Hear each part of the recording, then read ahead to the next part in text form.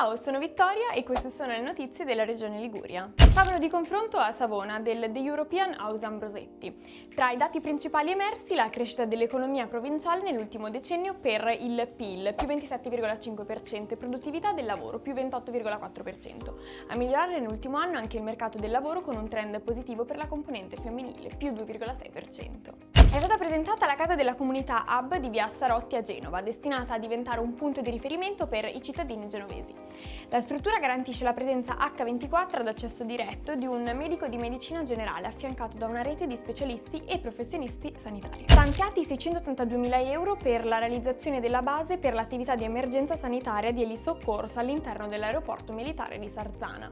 La cifra si aggiunge a circa 200.000 euro già investiti per la successiva fornitura e posa dell'hangar per la manutenzione e il ricovero dell'elicottero. Nei comuni di Dego e Giusvalla sono stati portati a termine importanti interventi per migliorare le infrastrutture a servizio delle aree rurali e supportare le attività agricole.